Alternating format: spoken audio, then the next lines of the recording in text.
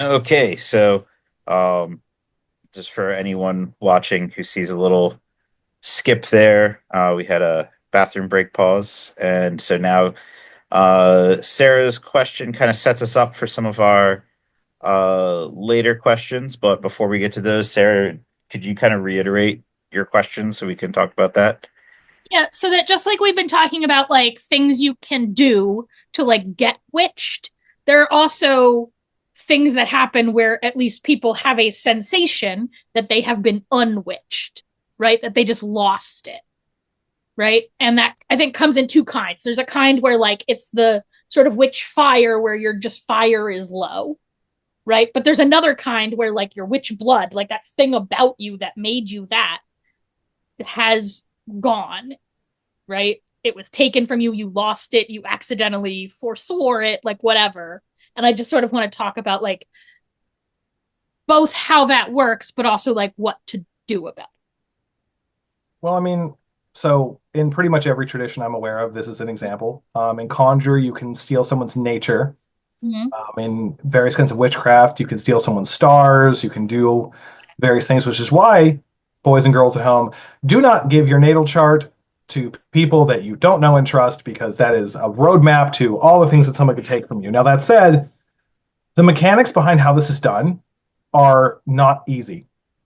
It takes a composite suite of skills and is considered essentially a capstone working, because the level of connection you need to make with a target without the target knowing, for the time it takes, because this is not a thing you can do like that quick and it works unless you're really good, is a thing to, like, just to avoid fear mongering, like, oh my god, people are going to steal my stuff. But keep in mind, if any quality, any talent, any aspect of a person can be stolen and essentially repurposed by a witch, which it can, which is also a thing that folklorically people have been afraid of witches for, and specifically has been a determining factor. The ability to leave one's body and harm someone, the ability to essentially just work in spirit and hurt somebody, that is what's differentiated a witch from, say, a cunning folk practitioner, a sorcerer, a magician, a necromancer, etc. That fundamental thing, through use of, again, the etheric body, and I would argue etheric organs that exist solely to process stolen aspects faster and better. This is why, for example, lineages that focus on vampirism and witchcraft focus very specifically on building those organs stronger. The assumption is that you already have them as a witch. It's a factor that's almost universal in witch bloodedness. But like, no, I want to be able to process it faster, stronger, better. It's the thing that they focus on. And so because of that, yeah, a person's fire can be siphoned, a person's entire witch blood can be drained. Just like, and again, it was one of those like hard claims, Alex, but a person's physical beauty can be taken, a person's intelligence can be taken, a person's talents can be taken, and even given to those who don't have the scaffolding for it. I would argue there is aspect bleed in this case where they won't get the whole thing, but they'll get more of it. This is a done thing in the world. Again, harder to do than it sounds. And most importantly, a practitioner who is very, very focused about this can and should create decoys that exist solely to block this and to crucially poison the person who took it. Because again, this is a real thing. It's one of the reasons why you should also do magic to poison hair or fingernail parings you leave behind, like once a year, even. Good. I say this in my defense magic classes. This is the thing you should do, because someone gets your hair or something, they're gonna fuck you up maybe. But the mechanics of how this works are essentially the same mechanics on a larger scale as energy vampirism. It's just done over a longer period of time with stronger apparati, etherically speaking, and typically placed into containers. So, like canapa jars, dolls or vessels to hold them. In fact, a lot of like folkloric witches in American folk magic will keep mason jars of strange colored liquids. They're like, that's the soul of so and so. That's the soul of so and so, because you are indeed stealing a part of someone's soul. Typically, people who have been robbed thusly will sicken and die a lot earlier than normal, or at the very least have lives that are quite literally a shadow of their former selves. Um, the only other thing I'll say about that is, having known people who work on this, they also act at these essential internal etheric organs act as filtration systems.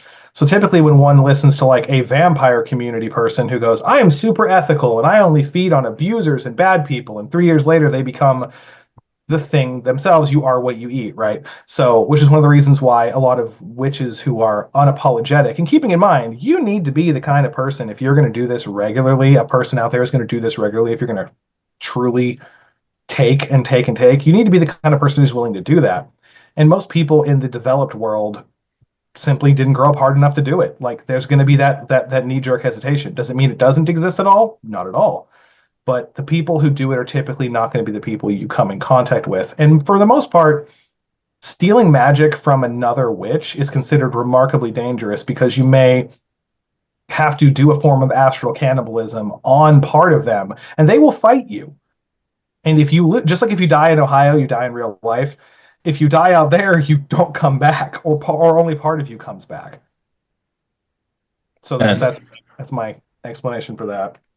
I think a thing to kind of piggyback on that for because I think a lot of people listening will probably have kind of like a what the fuck response on this.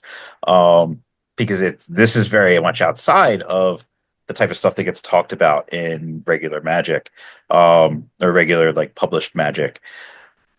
I think the people have to remember that a lot of witchcraft is theft. That like historical witchcraft is very much tied to the idea of you are pulling potency from something else. You are pulling uh, fecundity from something else. You're pulling something from a source. It's not the modern idea that everything is infinite, that there's an infinite supply of everything, and everyone can have as much of everything as they want. And like you said, people didn't grow up hard enough to do this, and because like people now are used to a world where everything is on demand and you can have everything you want at any time. Historically people didn't live in that world, and so there was very much a sense that magic was about the ability to take these things from others, and that is a core component of what defines a witch against defining other types of magicians like you said. um, and I think a lot of people who don't realize that also miss that like cross culturally there is a lot more understanding now that a lot of cultures and a lot of communities have witch figures who do go out, and a big part of their ability to empower themselves is eating from the spirits of other things, like going out and eating certain types of animals, certain types of plants, other people, other magical beings. And that is a standard part of magic in a lot of cultures. That's something where we may not be as familiar with that in modern Anglophone magic, but in a lot of parts of the world, that's a big part of magic. And even within our own cultural heritage, that's a big part of how witches and witch figures and magical creatures that are associated with witchcraft are described in a lot of the world, a lot of the European world, even. That connection with vampirism is a big overlap. Like vampires and witches in certain parts of the world are basically the same creatures. Uh, That's true. And also, I would actually like to give another example from like a tantric perspective. The idea of like the tulpa, the servitor that everybody can see. Well, there's a halfway point where you create a massive spiritual scaffolding built to contain a concept that you want for yourself. And it draws this from like a population, and then you consume it, right? Is a thing that is done, and I mean done to this day in a lot of places. One might argue certain tantrically religious figures hire sorcerers to do this for them and then feed it to them because maybe the Dalai Lama sucks at magic. But were that not true, the world would be an interesting place. But like that is a done thing because the understanding of resources in witchcraft writ large, especially, is a thing. Now that said, the other side of that is the question of whether spiritual technology is outmoded or not. Like, for example, to hag ride someone, does it produce actively better results than drawing vital energy from a mountain for you in terms of health? In my opinion, objectively, no. If you spend the same amount of effort, you will gain the same benefit. However, if you want to violently consume an aspect of a human being, there is that. That said, another caveat to any like would be supervillains in the audience, those who do such things have marks left on themselves. It is a thing to know. If you're a Vampire the Masquerade player, and you should be, and you commit diablerie, and you shouldn't, the stains in the aura, Auspex level 2, baby. You can't get away, can't get away. But also to that end, there's so much magic, particularly in the rich tapestry of American folk magic, of calling one's nature back. Because the idea of a relic of a person, it desires to return to the source. So before it has been metabolized, which is typically a lunar cycle, and you go to the hoodoo man and go, the witch stole my nature or whatever, they can get it back. Through use of, empowering herbs, High John the Conqueror root, for example, carrying a mojo with that in it will magnetically draw. Of course, it should have like Five Finger Grass, Lodestone Grit, perhaps a Lodestone itself, will draw your nature back to you and also typically reveal during the process the witch that did it because it will bleed them. Now, the arms race of magic is such that a good witch will understand how to create a decoy that will seem to be the thing that they stole, and so on and so forth, ad nauseum. And that's why, the best way to kill a magician is to run them over with your car. But fuck this witch war shit. I'll back up over you twice. But yeah, that's my spiel on the metaphysics of that. I think also like the point that if you take that fundamental thing away that is innately a part of somebody, then that can lead to them withering and dying or dying early. I think that also gets to the difference between Witchblood and some other types of sorcerer's power and some other types of cultivated power. Because I think you can, like, if you've got somebody where they've just like worked at magic and they don't have it as like an innate thing, but they've developed some skill and that skill has developed some power in them through their spiritual development exercises and things like that, that you can get them to trade away. And if you're good at that, I think that's a much simpler thing. And I don't think that has a huge impact on them because it's not part of who they are and the fundamental nature of their existence. But I think for actual witch blood, I think most points where people might experience something thinking that it is lost or has been taken, there's still some of it that's left and it can be rekindled and regrown. And there's going to be a connection back to what was there to try to regain what was taken. But if it is fully taken, then yeah, it's like you're amputating major parts of this person's soul or spirit, and they're not going to have enough of themselves to sustain their bodily existence in the same way anymore. And I think that gets to like a lot of your witch folklore about how to kill a witch, how to destroy a witch. The things that you do to end a witch's magic tend to be things that they have physical signs in the witch and they debilitate the witch or the witch dies shortly afterwards. And I think it's like similar with like a lot of the customs for passing along the ability to do certain types of spells or the ability to do certain types of magic. Usually people pass them on at the end of their lives when they're no longer going to be needing them. And then they guard them and make sure they don't accidentally pass them prior to that. It's kind There's of like certainly a number of traditions like that for sure. A thing though that I think to bring up interestingly enough is again, like I said, with the arms race of magic, there's always ways around everything if you know and if you're clever enough. But what I think is the most interesting about this is another aspect of like this person was born a witch wasn't merely, oh, they can in terms of conjure, they can conjure you with your hair, but they can conjure you by a promise you've made. Mhm. Or they can conjure you by a thing they've tricked you into agreeing to in a similar way, in a more metaphysical, an ephemeral way, rather than like I've tricked you into giving me your signature, your handwritten signature, so now I have you. And I would actually make the argument that the more steps removed you can operate, the stronger your witch blood and witch fire respectively are, because you can operate, for example, outside of time. You can operate, in outside of space in different ways. That said, there are akashic void work cultivation methods that actually that do exist to kind of break this, because in the system it's like if you can access the void, you can pull anything out of it that you want, including who you once were. So those who have been robbed in this way will flee to the void and be regenerated, provided they can do this. And typically will also pop out inside of the person who took the thing from them, take the thing back, and then more so with interest. Like there's a lot of astral warring and pocket realms and stuff that you encounter in these traditions, both Eastern and Western. Um,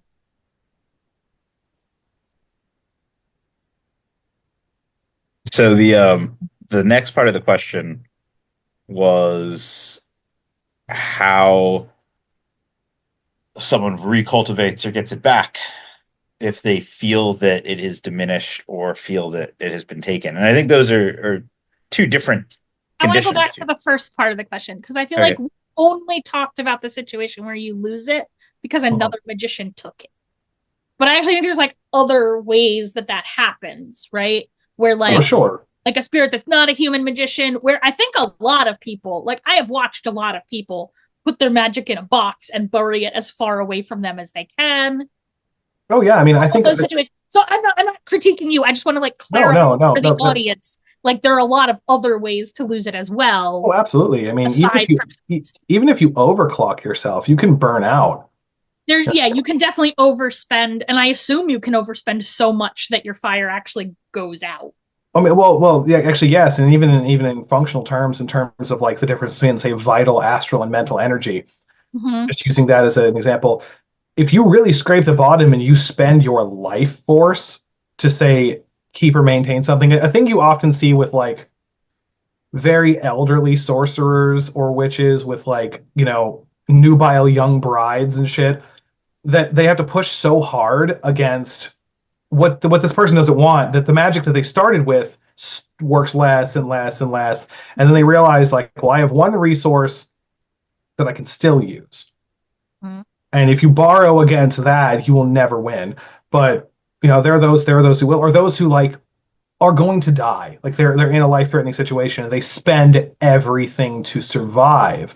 They can crawl out of there with their witchcraft profoundly damaged and have to recover. And typically, this may even take like the form of a sort of spiritual chrysalis, where they have to then draw in other things and consume those things to make up for what was lost. And in some cases, it's not ever the same because it's different stuff. Because sometimes a thing once stolen or lost can never be recovered.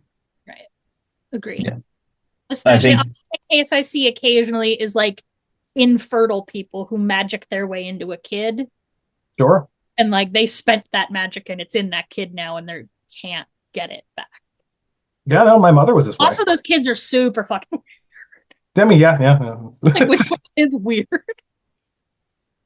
I think also like outside of the kind of more drastic overspend or spending towards a different direction, there's conditions you can create for yourself that hamper or tamp down your magic. And I think, Sarah, you have posted a few times about shame, and shame is like the enemy of magic. And that was something where I had never thought about that before, and then realized like just how much of an impact that has. How it's like we'll kind of talk sometimes, I know Jason talks about this a lot, that it's like if you're in a situation where the situation is too dire and too difficult, then it's hard to stay focused to do the magic that you Mhm. need in that situation. I think shame does something so much more extreme than that, where it just makes you feel like nothing about you is right. And if your magic is inherent and innate to your nature and your being, then having like that state where you think that your own being shouldn't exist the way it does, um, then that can make it really hard to access things. I don't think it gets rid of it.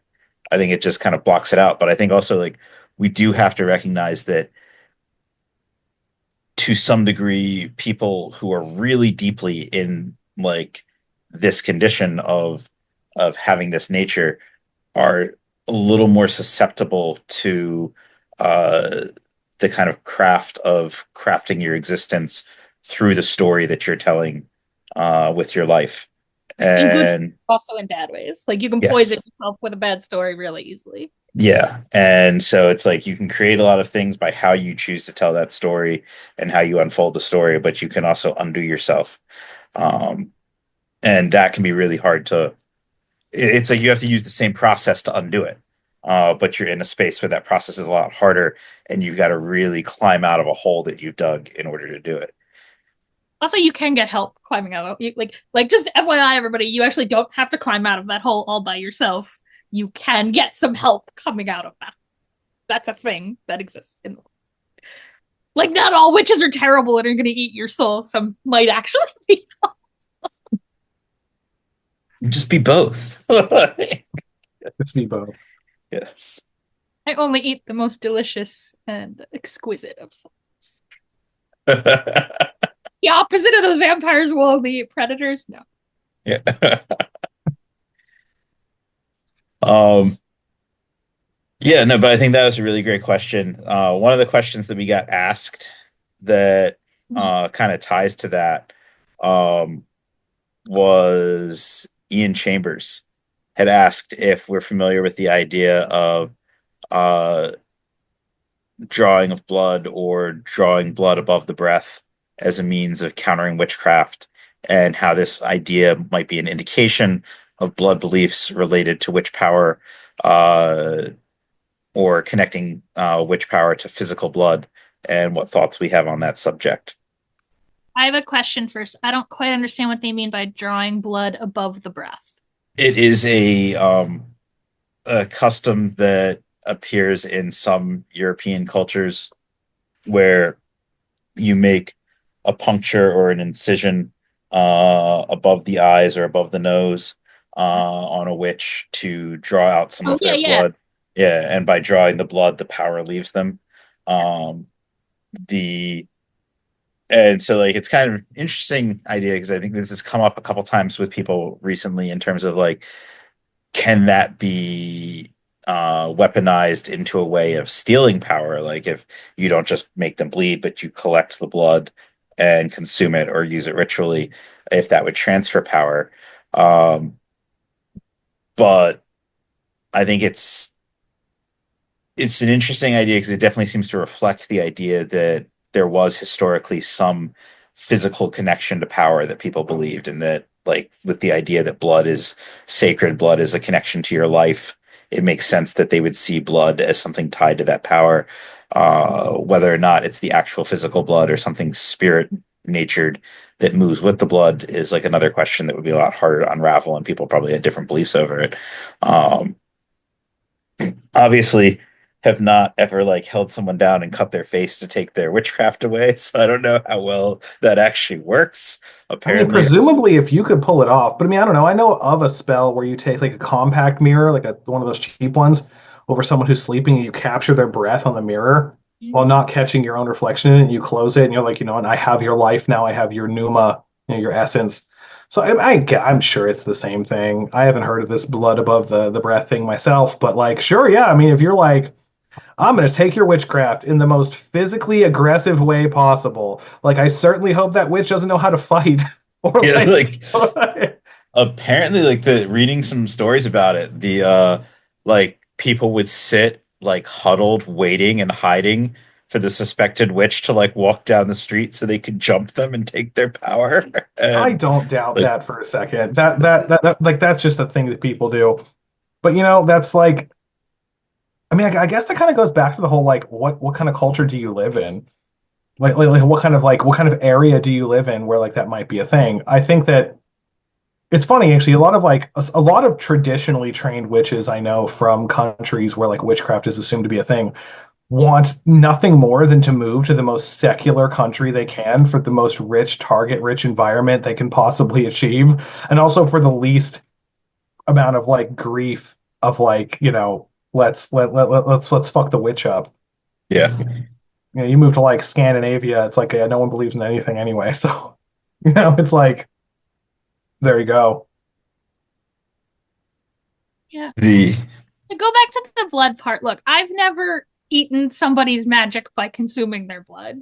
But like have I eaten other people's bodily fluids that were rich with witchfire? I certainly have. I'm suspicious that any of you haven't. Like, sure, you can definitely Well, yeah, I imagine fire out of a yeah, guy. Like I that's imagine it's like if you can do it, if you know the energetic practice, then sure, But it's like I imagine there's more to it than just I've had the fluid, right? Yeah. The spit yeah, is the sure. one that I always think of as a very traditional way that power is Transfer. transferred is by consuming spit. Um, but also spit is one where it's like you can cast a lot of spells by like feeding people your spit. Um, Sure. and I think it's like it's kind of a similar idea of like your blood can carry power and you can concentrate power and the direction of that power and intention in your blood. And so then you cut yourself and let your blood flow onto something to enchant it. You can do similar things with spit, and it's a little less aggressive to your body to do that. But it also depends on what you're doing and what you want to do as to which is going to be more thing or more powerful. I guess I have not heard of many cultures where a sorcerer feeds their blood to somebody to give them power, but I've heard of a bunch where you feed them spit to give them power. So, or you spit on them. That happens too. I think it's also an element where like it's not just that the power is inherently in the fluids, so much as the fluids create like a strong and reliable bond in across which you can pull through. Yeah, Sure. I mean, yeah, it's no, why it's why Conjure warns you about Red Sauce Fridays all the time. You know what I mean? yeah. The I'm just saying. I'm yeah, just here just saying. Red Sauce Fridays the situation. I saw a forum post where a woman was ready to break up with her boyfriend because he ate spaghetti at another woman's house. And she's like, "Am I crazy? Like, this is reasonable for me to be upset about, right?" And everyone in the comments is like, "What are you talking about?" And I was kind of like, "Oh, she's worried about this." Um, but yeah, I didn't realize that that was like a cultural thing in some areas that it was like rude to eat another woman's red sauce because everyone is afraid that every woman is trying to steal their man by putting blood in red sauce. I mean, Um, it goes deeper than that. I mean, there are plenty of spaghetti dinners at certain congregations, frequented by like a conjure woman who's like, I'll make the spaghetti and everyone will love me. yeah, Everyone in the church will love. And then she's married to the pastor and she has all this money. And she only appeared 2 years ago. And where did she come from? But no one knows because we love her. Like she's wonderful. I have never once taken baked goods to a job that weren't enchanted. Hey, look, like the game is the game. You know what I Yeah. mean? Like, Like, why would you? Yeah. yeah. Like, okay, so uh, other questions kind of related to that subject have to do with sort of like cultivating and receiving witch blood, and one of them was how does witch blood or witch fire relate to tantra and the spiritual state acquired through tantra? And that's kind of come up on a few questions a little bit, but I know, Alex, that's one that you have some strong feelings about. If you wanted to talk about it a little bit more. it's honestly not that hard. It's these practices change you, and the more you do them, the more they change you. And so many of these practices result in things that you see analogs in other cultures. You know what I mean? Like creating your own internal mandala and finding your own inner temple and expanding it in a room when you're having a negotiation, and then a person is then affected by it is not so different than expanding the cave of the witch's heart. You know what I mean? Or any other kind of thing you want to call it. Similarly, etheric body structures created, allowing different energy bodies to interact with each other. The more you do this, the more it builds in you. I mean, the old adage of the energy does what you train it to do, and the energy shapes you the way you train it to shape you. It's the long way round. And until you hit that point where it's that way always, like it kind of clicks and there's no going back, you have to keep maintaining it. Now, those who are already born gifted and do those things will find that their progress with those things, provided you like Tantra, because some people just don't. Like as someone who like really quite enjoys cultivation training, like I love that shit. It's just cool. If you're like, I cannot be fucked to do this, this is boring, I don't like it, then like yeah, it may not just be for you. I mean, you could force yourself to do it, but as Sarah said, if you're not having fun, what are you doing? And so, yeah, I mean, it can do that. But a lot of tantric practitioners are also spiritually, religiously oriented around this is either part of my religion directly, or my goal is to, escape the world and all the cities and spiritual things I develop, are all illusions. They're all not things to be focused on. It doesn't mean they haven't developed them. If you are good at scrying other people and you scry someone from like a European witchcraft background, you're like, oh wow, their witch body, as it's often called, has all these, folkloric features. And you scry a tantric practitioner, you're like, they got like 8 arms and each one of them's holding a different trident. What the fuck? Same thing. Same thing. No different. Yeah, I think the transformation thing is like a really good point. Because I think we're in terms of not us, like the group of us talking, but the magical culture in the Anglophone world is very tied into the idea of initiation and initiatics, but it's very psychological, very spiritual, very like what kind of feeling does this create for you? And even like in like the OTO, there's a lot of things where people are like, oh, at this degree, these things will happen in your life after you take that initiation, and then this degree, these things will happen in your life. And leaders in the community are like, that's superstitious. Don't believe any of that. Don't listen to any of that. It's like, well, wait, isn't this supposed to be a magical ritual? Like, shouldn't, if like we're seeing that like lots of people have these experiences after this initiation, isn't that maybe what the ritual does? Um, but I think people don't tend to think of initiation that way, that it's more of a social thing. And I think because very much the backlash against Llewellyn's requiring people to have self-initiation rituals in their books for a long time is like the whole, oh, you can't self-initiate into anything. And a large part of that is the idea that initiations are social and it's about becoming part of a group and going through these um, milestones. And that's something where people confuse that with magic at this point, where it's like you'll have things where people will put stuff together that's just about experiencing milestones and marking milestones and kind of talk about it as if it's magic. And it's like, no, it's just a way of making life ceremonial and making life interesting.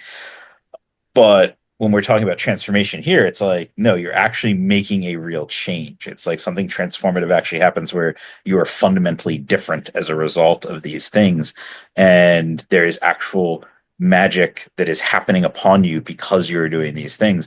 Just the same way it's like if you're doing weather magic, if you don't get the weather that you want, you haven't done the magic. Like it's not about like, oh, I love storms, so I want to have do some weather magic for a storm.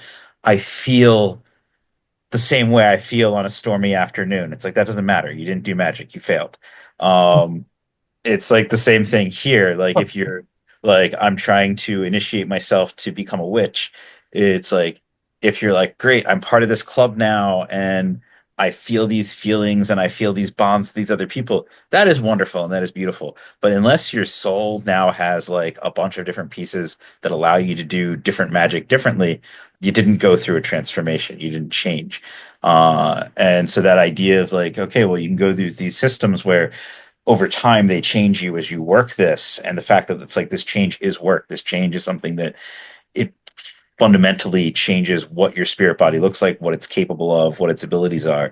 I think that's a big takeaway that people should have from this, not just because that's a meaningfully different thing from the way that a lot of magic is talked about in the Anglophone world now, but also because it kind of reflects the idea that like this is something that is not just about being special because you were born this way. It's something where this is attainable if you go out and you hit the pavement and do the things that you need to do to grab onto it and make it yours. Yeah, being agreed. I would also say though, as a long-term proponent of cultivation-based training, I think a problem in the occultosphere in general is that for many years, the concepts of things like energy work and tantra cultivation and whatnot, unless they were routinely decried as like not really effective. And even when they came from a cultural context of like, oh, look, a Tibetan person or an Indian person is speaking about this, people are like, oh, wow, that's really amazing. But they would default back to like, but that isn't real. And my response is not only is that untrue, but do you want to do magic or do you want to be magical? A core component of Witchblood in this argument is that you are magical. A tantric based development and this kind of energy work based training gives you a method of utilizing existent powers. So, like for example, if you're like, wow, I can like Alison talked about being able to send her consciousness anywhere in her body, and also I've witnessed her do it outside of her body. That is a thing a lot of cultivators practice for years to be able to do as effectively as she can do it. And I'm not the only one who's observed her do it and been like, what the fuck? You can just do that shit. And she can. But, but to understand how it is trained, if a person has a natural knack for it, can get you there faster. And, don't turn down an existent roadmap, especially if it has thousands of years of efficacy and training behind it. Hey, I'm just saying. It's one of the reasons why I tell people Franz Barden's first book is worth it, even if he's a pansy. Like, everything he teaches you in that book is gold. It all works. Do it. Just don't listen to anything he says about anything about the world, and you're good. And especially don't pay attention to the shit he says that contradicts the other shit he says, because he hates you when you do that. I will meet that man's ghost one day. I swear to God. I'm like, hey, he'll be like, you get the fuck away. I'm like, no. But that said, anything that you do that will fundamentally change you can do this. With that said, a caveat: not everybody comes back. That's another thing to say to people. You can go off in the world, and I'll actually be real. There are places in the world you can go and buy these initiations from people for whom your first world exchange rate money is life changing, and they'll give you the real initiation. They really will. But if you're not ready, you might die, or you might come back not whole. And that person didn't necessarily do anything wrong to you. You just couldn't handle it. Or there will be an acclimation period where it burns you out and 6 months of your life are hell until it, levels out in you. You got to pay the cost to be the boss, as a legend once said. And sometimes that's what this costs. So the thing about the tantric thing is like it gets you there step by step by step. The thing about full initiation like that is you're, roundhouse kicked into a pool, and you're either swimming or you're not.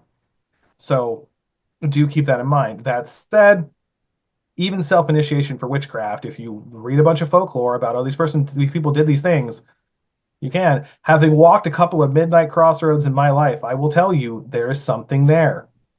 Now, it's not always the same thing. So researching the history of the crossroads you're going to is very helpful, because there's helpful ass crossroads where you meet a weird dude that looks uncannily like Hermes, and there's the bad crossroads where you just get mugged by a guy who literally lives nearby. Like, you know what I mean? Not that the latter happened to me, but I do know a guy who did take a guitar to the crossroads and got mugged. But he's actually really fucking good now. So I don't, hey, maybe it exacted a toll. I don't know. So I think the that do you want to do magic or do you want to be magical again like really hits on an important point. And like for people who have been around me in person, like they might notice that sometimes I will talk about people and be like, oh, that guy has magic, or does this person have magic? It's a very different question from does this person do magic? And Right. it's not something where it's a weird affectation or it's a holdover of some other linguistic influence. It's a specific distinction of like, I am usually more interested in like, is this person a magical person as opposed to does this person do magic stuff? And if they're not a magical person, but they do magic stuff, that can be awesome too. Um, and I will be interested in that also if they do magic. But I think they are definitely two different questions. So this, I think we actually like in talking about the Tantra have kind of answered one of the other questions, which was how can people acquire witch blood? Is it always external? Can it be accomplished through your own work? What is the transformation experience like for someone who didn't have it and who receives or develops it? I think we've hit on most of those elements of that question, unless anyone had anything they wanted to add to either that question or the tantra Honestly, question. I'll give another one. So there's this thing called a road opener, right?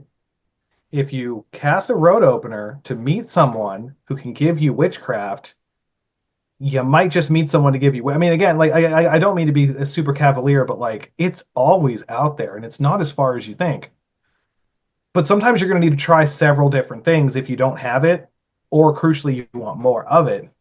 But like, there are people who have experiences summoning angels who then changed them. In a lot of witch cults, they'll be like, Moses, witch.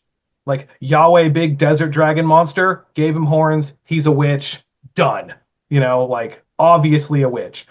But then there will be people who will be like, oh, Abe no Seimei, Japanese Onmyoji, the son of a kitsune, made people like him by giving them foxfire.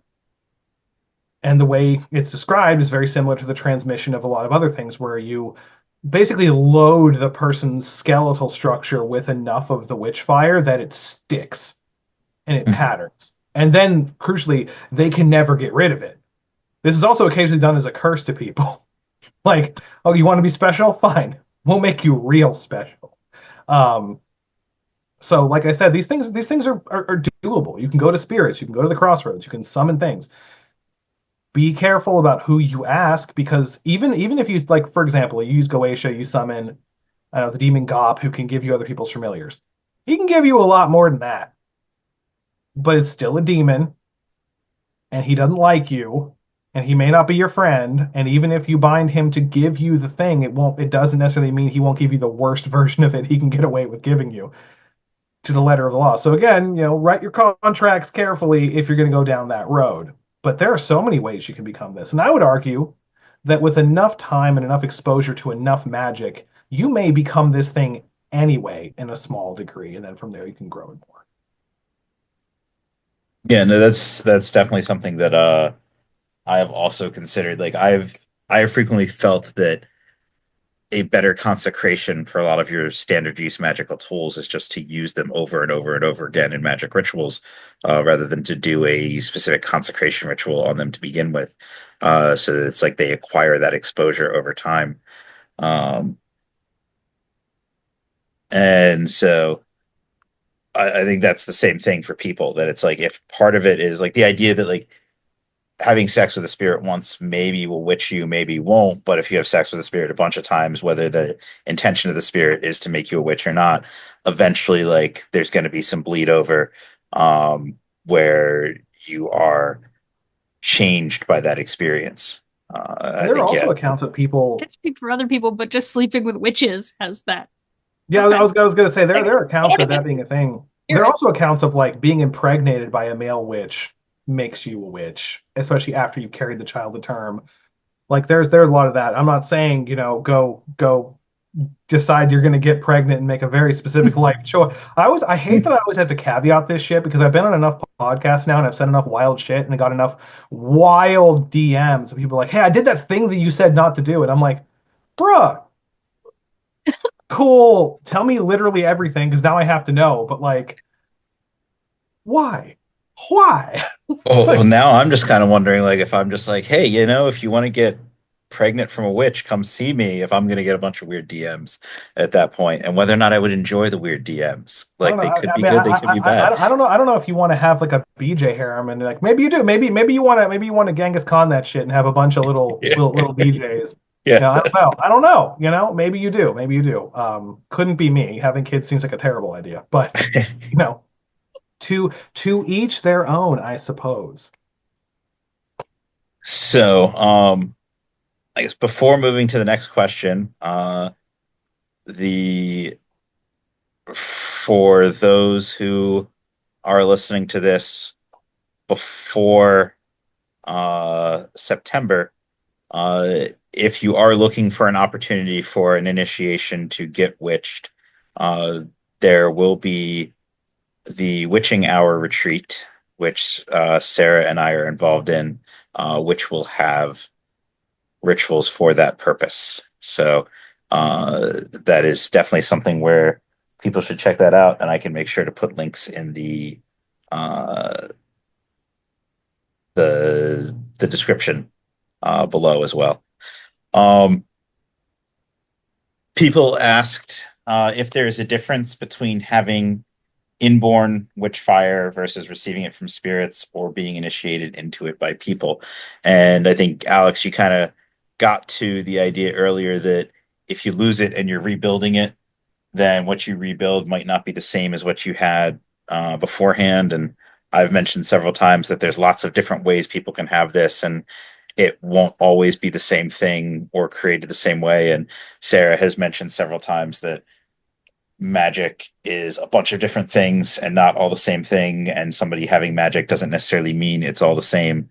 So I think this question kind of gets to that uh, as to like, depending on how you get it, what's that going to say about what it is or what the experience is like? Anyone have any thoughts they want to toss in on that? Well, I mean, it's protean, right? Like if you have, and that's the thing. I mean, there's a big community in the world of people who collect witch fires. Like they'll be like, I'll initiate you into my thing, you initiate me into your thing, and we'll trade, and it'll be great. And the thing is, it's idiosyncratic. Like two people who have had the same initiation will express it very differently, even if they work with the same spirits or the same current or whatever.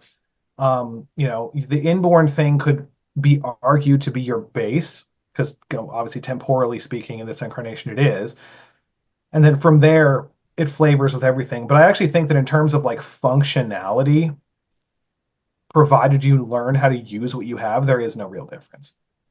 I would tend to agree because if I think about like magicians I know in both categories, the only way I can tell which category they're in really is because I like know their life story.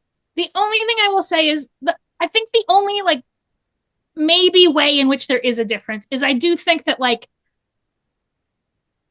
being witch blooded as a kid, I think like when you have access to those kinds of things when you're really little, it formatively shapes the way you interact with the world Sure, in a yeah. way where like if you transit into that category as an adult, like those people I can kind of I'm like, you were not a spooky kid. You're spooky now, and I don't know what happened. But I don't think that's about the magic, the witch blood or the witch fire at all. I think it's just about the like experience of growing up spooky. Yeah, I could dig that. Yeah, sure. Yeah. I think I might actually be the one with like kind of an outlier view on this. I I think there is definitely an element where, in a practical end, there will be a lot of similarity, regardless of how you get it. And I think it doesn't necessarily matter so much whether it's inborn or from spirits or from people, but I think the strand of fire or the type of fire is going to matter. Um, and so, like, right now, I'm doing like a series of blog posts that are um, potentially going to be a relaunch of my blog, but they're all kind of dealing with the practical ends of this sort of witchfire, witchblood experience. And in the first one, I'm talking about how we connect with different things. And so, like, um, Alex, you talked about the sales guy with the bubble, and I think earlier you had talked about the connecting with someone's head or their heart or their genitals, and there was like Sure. a third way that you talked about um, making a connection, and all of them were for different forms of fascination, essentially. Yeah. And so I think they're depending on the way your fire looks, the type of fire you have and where it comes from. And I'm not usually big on like we have to identify where it comes from or what its nature is, but the way your spirit inherently shapes itself when doing certain types of magic work will vary. And so like I'm going through a bunch of different ways that either like I have experienced myself or that other people have described to me in terms of how you connect with the targets of magic and how you connect with the tools that you're using of magic. Because I think that's one of the things that's different is if you are doing um, kind of certain approaches to magic. Maybe you're just going to take some tools and try to get into a headspace, and then the tools are going to kind of guide what you're doing.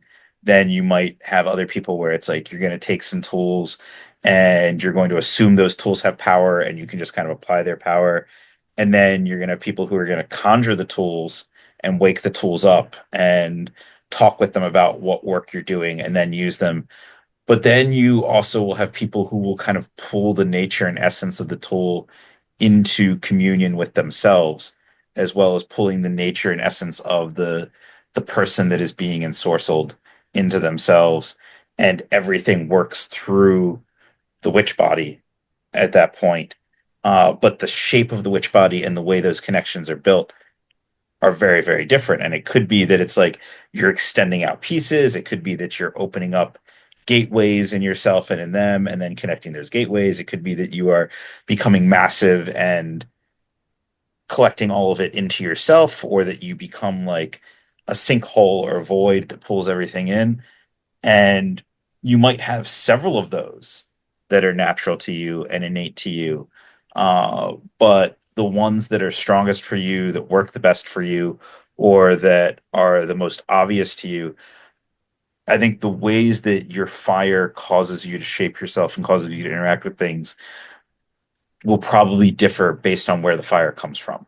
And not, again, not necessarily like, did you go somewhere and hang out with me and I gave you a cup of my spit and you drank it and became infected with my witchfire versus you went to the crossroads and the devil enchanted you with witchfire versus you went and you had sex with the fairy queen versus an angel came down and transformed you. I think all of those will give different flavors, but whatever flavor you are acquiring, it doesn't matter if you're getting it direct from the spirit or from your own work or from a person. It matters which flavor you're being connected to. So, like, if my heredity goes back to a certain group of spirits and that's where my fire comes from, then if I give fire to someone else, they're going to have the same type of fire. And it might look a little different in them because of their own structure, but it's going to be related to how my fire works. Whereas if your family goes back to some other group of spirits, your fire might look a little different, and somebody receiving fire from you would be different. And so it doesn't matter that they're getting it from people, it matters where those people got it from. Oh, sure. Uh, I mean, this is also true culturally. I mean, yeah. there's a bunch of, for example, a story of people who are who are, for instance, in Palo Mayombe as a tradition, who also have various witch fires. And because the spirit pot technology of Palo is so effective, I mean, I'm not in Palo, but I know people who are. Like they're like, oh cool, I need to make a vessel for this witch spirit. Fuck it, Palo, we just slot it in, and then they initiate someone into the witchcraft, but not the Palo part, and that they just start to do that. They start to use the same technology. So I would argue that even outside of like witchfire influence culture of magic and also life, because like a North American occultist is going to have different values in general than say a Southeast Asian occultist. I mean, when one could argue so much that like the things you even saw growing up in your family, the values that shape you as a person, if we can agree that witchcraft as a whole is deeply personal, then it's impossible to separate that deeply personal thing from you. And this could also echo back to your whole thing about shame holding you back, but also like your cultural values, and also a big thing about like any witch tradition that I've been part of, a big conversation is had about hunger. Like, how Yeah, do you that want? was How do you yearn? How do you hunger? And to quote one teacher of mine, what shape does your hand make when you reach for something? Both literally, as that's like a witch mudra, but also formatively, theoretically, right? Physically or figuratively. Like that can tell you a lot about who you are and the shape that it takes in you. Sort of like everyone can sing, but or not everyone can sing, but those who sing all have different voices. The That was actually the next thing I was going to bring up was the shape of hunger, but from a different angle. Not so much the like how do you desire, how do you reach for things, but that, as we've kind of hinted at a couple times, but I think we've really dove into that aggression and that hunger that goes with the elements of witch nature that kind of relate to vampirism. I would imagine different strands of witchfire will kind of create different hungers for people, like different elements that they need to sate in terms of what they're consuming spiritually to upkeep themselves and keep the right type of spirit nature that they need. Agreed, but also, to bring things back to being more reasonable in a way, because I think it's important, especially in this. There's a great amount of conversation on the internet about witches and like people who have witch natures who talk about their ferocious desires, their inhuman yearnings, or their deep dark blood. I'm like, Yes. I'm like Susan. You live in a gated community. Be quiet. Like, quite literally, shut the fuck up. Like, I have these cannibalistic urges, and yet you can't make a doctor's appointment on your own. And if you know, and if you don't have your Zoloft every day, it's done. Like, no, you're not this horrible folkloric monster. You just happen to have a gift that, in times past, had resulted in a level of self-defense against what was beforehand a harsh thing. I posit that the majority of witch-blooded people do not actually have psychotic level cannibal urges, or you would see a lot more of us who do worse things than we do. And Flip side, I think a lot of psychotic cannibals not very witchy. very, very high possible. Now, of Yeah. course, there are combinations. There are people who are both, and there are people who are neither. But again, it's just this thing that once we to go back to the whole like avoid delusion, Mhm. also avoid like being an edgy fuck on the internet. Like Yeah.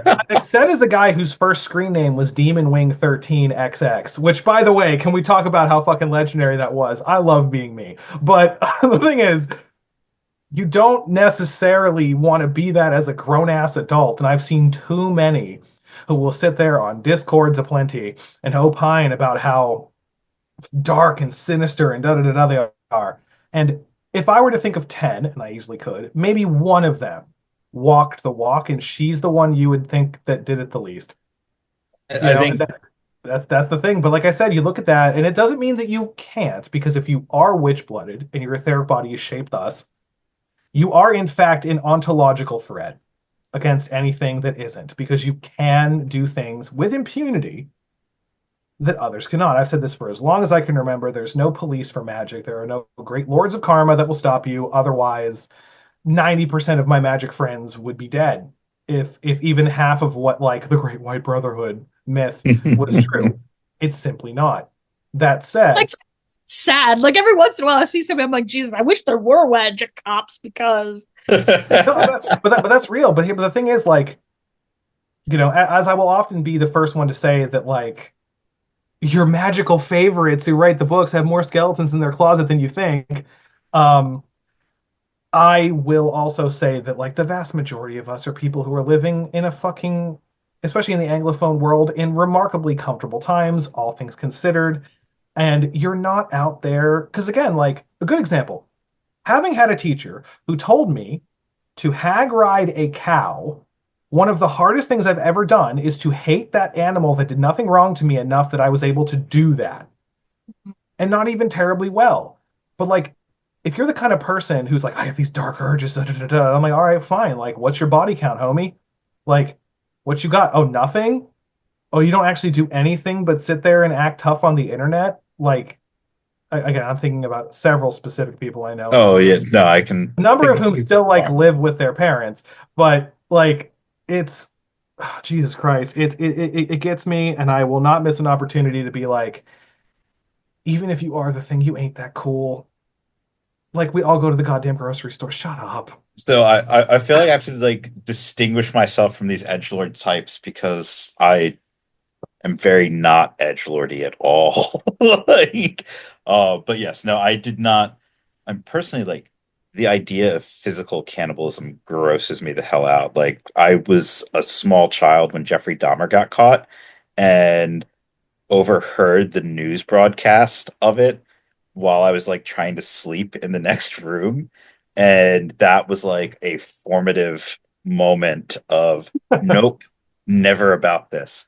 Um, the I am definitely talking more on a spiritual level that like there is that the need to consume spiritual force that is frequently present and the hunger for that spiritual force, not for some creepy like Oh, I want to dress up and pretend to be a cannibal. but even Um, then though, I'll still reiterate my point.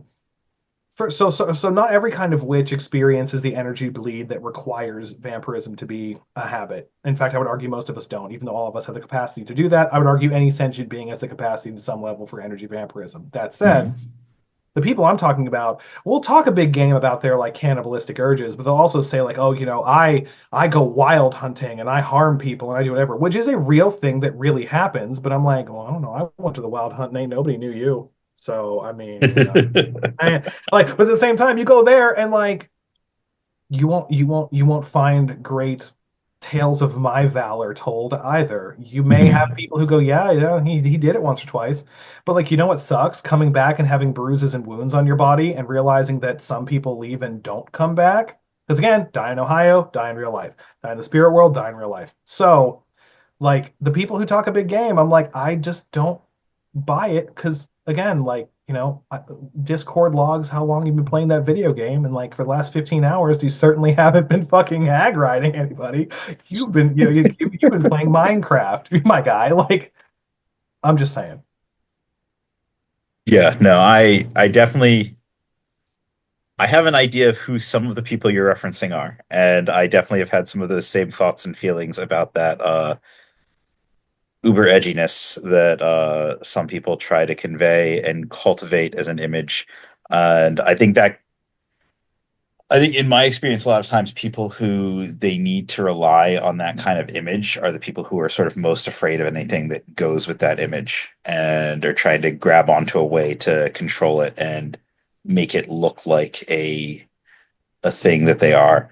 Um, I feel like the people who actually have those components tend to be people where you wouldn't really think it about like them from things that they normally say or do, but where there will still be people who are around them routinely who know that there is like an underlying edge there. Um, and I feel like those sorts of people tend to be more concerning Oh, sure. and I mean, like, tend to be the look people at, I would pay more attention to. yeah, But I could think of a specific little old lady that I made the acquaintance of who would routinely tell you like, "Oh, I love hanging around pregnant women because I can just drink the fetus, energetically." And you're like, "Oh, Jesus Christ." And then like you would think about it like, "Oh, wait, she's hanging around so and so and there were these miscarriages and there were these things and this old lady is uncommonly robust and physically strong." And has a lot of energy all the time, and is all this like, yeah, I mean, that's the thing. Like, these things crucially do exist and are done, Mhm. but the people who are the most edgy on the internet.com are it's all back to the delusion like I'm so special. I want people to think I'm cool and dynamic when I'm like, you know, touching grass, man. It's my favorite. Yeah, Like, and I mean, I think a lot of those people are also people where, like, when they talk about their witch nature or witch blood, like, I also kind of wonder about it because it's like all I ever see them talk about is this image and not anything they're actually doing or anything that's actually meaningful for magic or that would inform anything or be useful. Um, and so I think there is definitely like an area of the community where it's like there is kind of a cosplay or a dress up around that that people like to do.